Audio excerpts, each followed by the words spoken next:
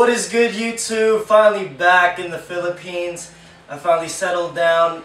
Such a busy month for me. I'm sorry if I haven't been posting up videos lately, but I am back. And as promised, I will be answering your questions from my last video. So let's get started on these crazy questions. I got asked a bunch of the same questions, so I'll just mix them up all together. The first question is, where and when did you first start playing soccer? I grew up playing with Hispanics like Bolivians, El Salvadorians, Mexicans, you name it.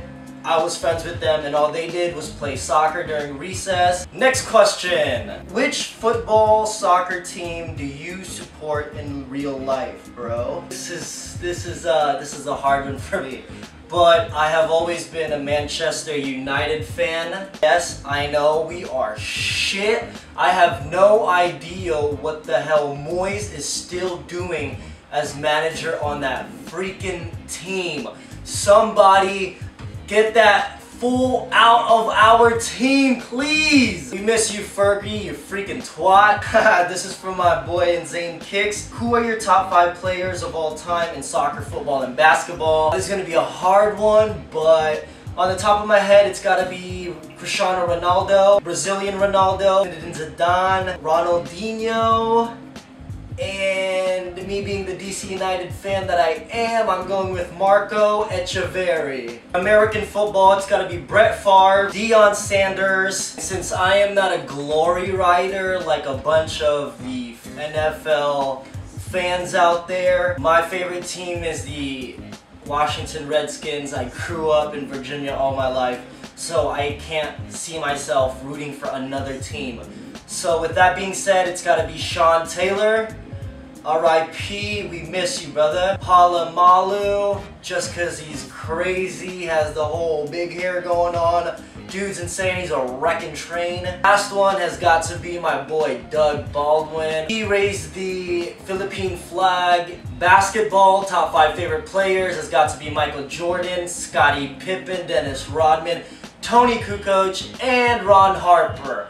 Yes, that is my favorite top 5. My next question is, how did you get into the sneaker game? How did it start for you? So if you grew up Filipino, I'm pretty sure you guys could relate to this, because growing up, there were no chance of you getting a pair of $100 shoes. If you had a brother, slimmer chance of getting $100 shoes. I grew up with a little brother and a sister, so every back to school shopping we had, you know, we were hitting up the outlet, Sports Authority. We would get you guys remember the soccer packages where it comes with one cleat, a water bottle, a bag, a pump, and a soccer ball for 20 bucks. That's the deals that we got. 2 of that would go to me and my little brother, and for school shoes, we would get the 2-for-1 deals or the 80% off Dadas.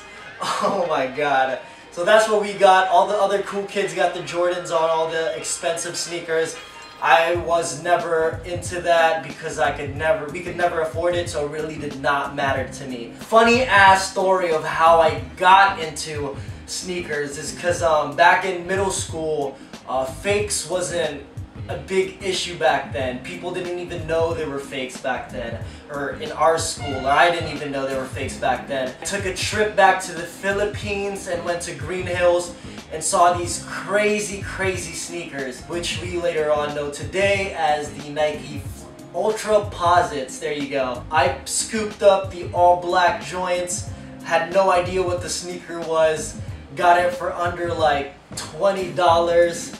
They were fake as shit, but yo, I brought it back to the States, wore them to school, and yo, the feedback, the reactions I got back from wearing that sneaker was insane. All the cool kids wanted to talk to me, they wanted to sit next to me at lunch, they wanted to, you know, chop it up and ask me if I could play basketball with them during recess, just because of that pair of Ultra Posits. I know it's a horrible way to get into sneakers, but it showed me like the craziness of what a pair of sneakers can do to you, or what it can open up to you. I was a young kid, it was a fake pair of kicks, but I do not regret it at all. If I never bought those fake Ultraposits, I would probably never appreciate sneakers the way that I do today. My grail has got to be my Hyperposit 2s because it was the first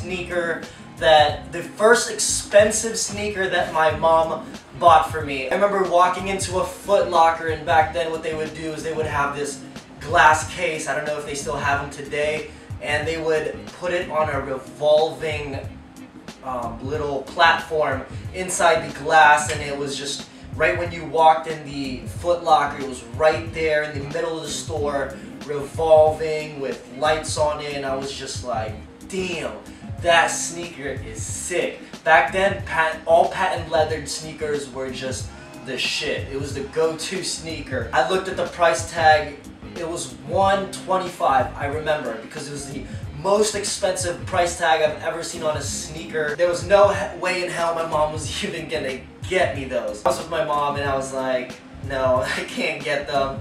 I put them back on the shelf and I walked out with the saddest face on my face. 2 weeks later, it was my birthday and my mom got them for me, and the happiness, the feeling, the joy I got from a pair of sneakers is something that you can never trade or re-experience again, and it's an experience that we will always, us sneakerheads will always remember. Do releases over where you live have all the same hype here in the US? Yes, if it's super hyped in the US, it's gonna be 10 times hyper in the Philippines. Philippines is a country mostly of resellers, more than there are collectors. A lot of people get into the sneaker game because of the payout from reselling. Do you speak Tagalog? Yes, marunong ako mag-Tagalog. I'm actually really fluent in Tagalog. I've been here for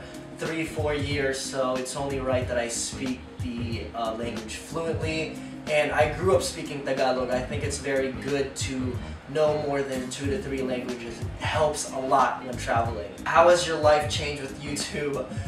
Yo, my life has not changed at all. It's been exactly the same. The only difference is I get more emails and people asking me to review their products or asking me to send me things. Other than that, it's all been the same. It's not like people will go up to me in the street and is like, hey, I watch YouTube videos, so it's all the same. What are your favorite soccer cleats of all time? And it has got to be the Mercurial Vapors. Do you like the Kobe 9? No.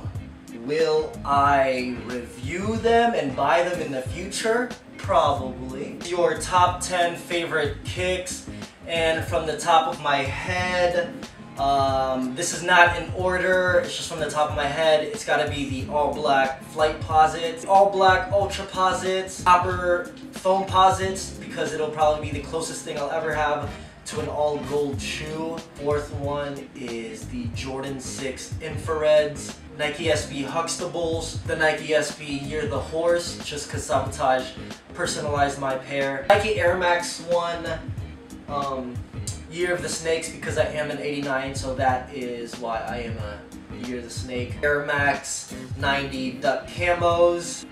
Shit, this is hard. Oh, my Ronnie Feig Koas, the mint ones, that's 9. And for the 10th favorite pick, it's gotta be my Pendleton Roshi Runs. These are beat to shit. I wore these to the Dubai desert. These shoes are amazing. They still have sand on it. Oh, I don't know if you guys saw that, but there's still sand in here. What position do you play? I could be a right wing, a left wing, and a striker. Do you get paid by YouTube? And will you ever do any authentic versus unauthorized shoe comparisons? To be honest with you, I do not get paid by YouTube. I honestly tried to verify my account and everything and try to get paid, but since I am in the Philippines, I don't think I can get paid. If anyone knows if I can, shed some light. It'd be nice to get some extra cash from YouTube, but no, I do not get paid. Nor do I get paid by any companies for doing any of my reviews. And will I ever do any authentic and unauthorized comparisons? No, I will not. I've gotten countless offers of Chinese websites asking me to ship shoes out to me for free. I decline them all. I want to stay true to my channel. Don't want to do anything with that. That's cool and all, mad respect to you guys, but I will never personally do unauthentic or unauthorized sneaker review. You know what I would do is I did get an email that they would send me $10 for every time I put their website on their on my description. So easy money. I would do that. That's the most I think I would do. What's the shoe you wear the most, aka your go-to shoe? It's gotta be any pair of my Roshe Runs. I wear Roshe Runs on the go every day. It's just too damn comfortable when I'm not trying to steeze out or, you know, go to any events. It's gotta be the Roshe Runs. I wear these every day. All of the bottom of my Roshe Runs literally look like this. I kid you not. I wear these every day. Look at these. This is how your Roshe Run should look like. If they don't, then I guess you're just not wearing them right. Do the Philippines get releases that don't release in America? I get this question a lot, if we get sneakers early or not. We usually get sneakers either really late, but then we'll also get sneakers super early. The most sneakers we get on release date, you guys did not know we are a day ahead from the US. So basically, I live in the motherfucking future, bro. The good thing about living in the Philippines, it is next door neighbors with Japan, so shipping from Japan to the Philippines isn't so bad. Fortunately, I do have connects in Japan that do ship me out shoes. Question is, what course and school do you go to? I am going to CSB, College of St. Benilde in LaSalle, taking up fashion design and merchandising.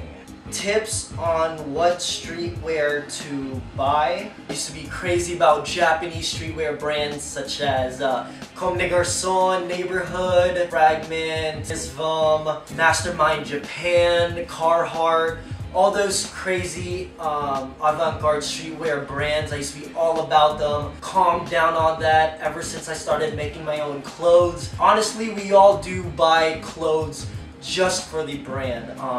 Kanye West sold out t-shirts, plain white t-shirts for $200 just for the APC tag on the back that said Kanye West on it. It's insane how streetwear brands do so well nowadays. Nowadays I just buy a bunch of fabric and make my own clothing. It's a lot cheaper and it's, you know, fabricated and customized to my own style. Nothing is worse than putting on your freshest gear and stepping out steezing on 100,000 trillion just to walk up next to a dude rocking the same shit as you do, and you just look at him and just give him that bitch don't kill my vibe face, you know what I mean?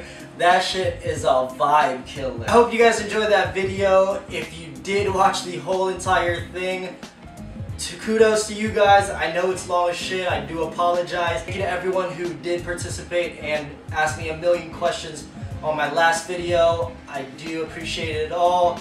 I got a bunch of videos coming up. I got a monthly pickup video coming up since I did miss out on a bunch of reviews that I have not reviewed yet. So do stay tuned for that. I also got the Jordan 3s coming out that my boy MJ did scoop up for me. So big ups to you, my friend.